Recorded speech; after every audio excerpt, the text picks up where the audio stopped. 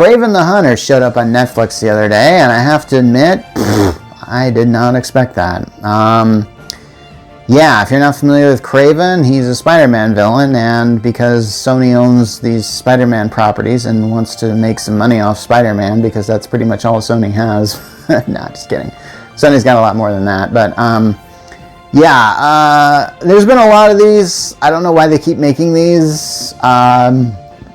I actually forget what the first one was, but Morbius is one.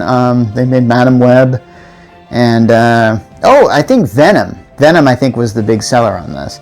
And I just did a rant on Venom: The Last Dance, a film that I actually liked. Kraven, I did not like, and I get the feeling nobody else really liked it either. And I think the problem with Kraven is that I think there actually is an interesting character here with this. From what I remember of Kraven from the comics, he was just sort of a jungle-themed villain. You know, he just kind of had that thing, and I think I like the idea that essentially he was kind of like that, a personification of that story, The Most Dangerous Game. That is, he wants something to hunt, so he hunts Spider-Man, is essentially that. I think that was really his only motivation when he was ever created. Now, there is a very famous story from the comics known as Kraven's Last Hunt. It's one of the darker storylines of Spider-Man to ever be written.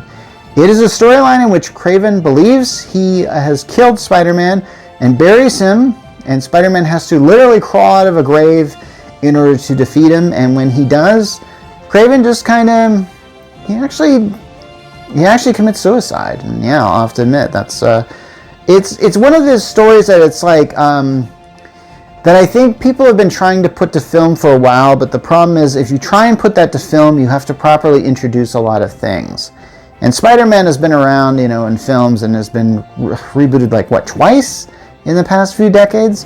And now I kind of feel like somebody really wants to make this story. So I kind of feel like if Sony ever had the rights to Spider-Man, maybe they could make Kraven's Last Hunt into a movie, and if so, I feel like it would definitely be either a very R-rated film. And so they basically decided, like, hey, we're going to make an R-rated film based on this Spider-Man villain and show a lot of violence and stuff like that. And that's what essentially happens.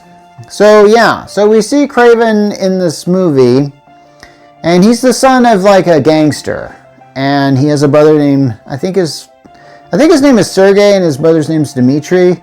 And so at one point in time when they're on a hunt, you know, the father is all like, shoot the lion, son, and Kraven looks at the lion and he realizes that he just can't do it. Well, and then the lion decides, like, I'm just going to carry you off somewhere, and you think like Sergey's dead, but apparently he was revived by a certain potion by somebody named Calypso. And this potion gives Kraven animal powers. Like he can run really fast. He has a very interesting kind of vision powers or something. Anyway, he's got superpowers. So this is kind of a superhero story, but Kraven's a villain, so I guess he's kind of an anti-hero at the beginning, where you actually see him like use his powers to take out various crime figures. Just for the heck of it, I guess.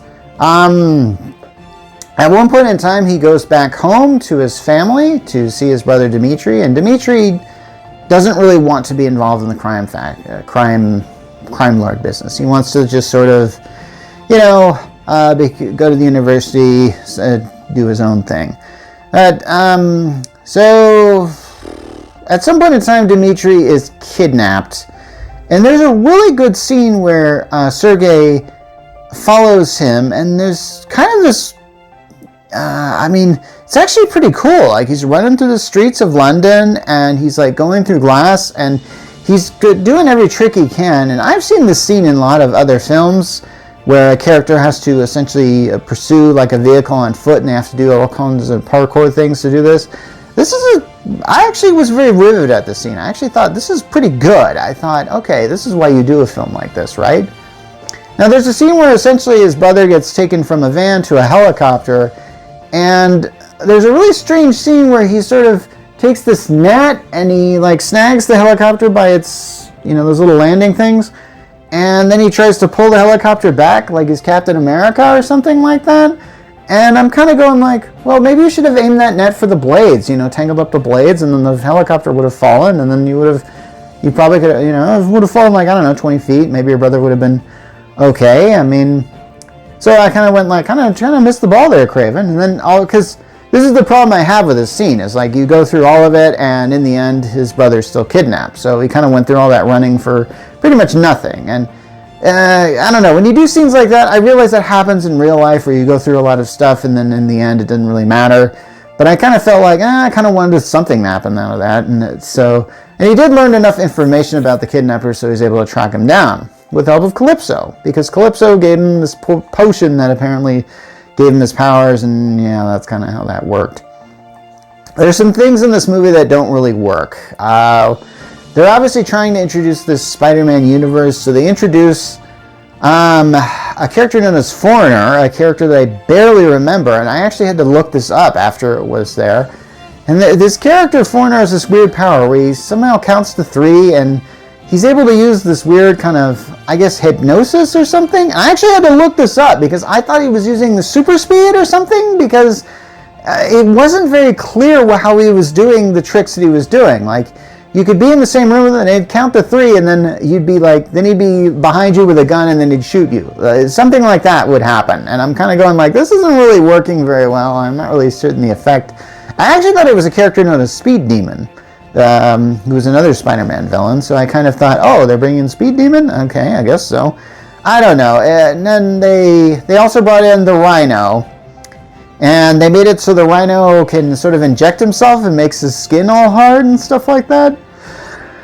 Oh boy, and I kind of went like, oh boy, we're bringing Rhino into this thing? And yeah, they brought Rhino in this thing. And here's the thing, it's not very interesting. In case you haven't seen in case you don't know, and I'm going to spoil this, Rhino's the one that is kidnapping Sergei's brother Dmitri.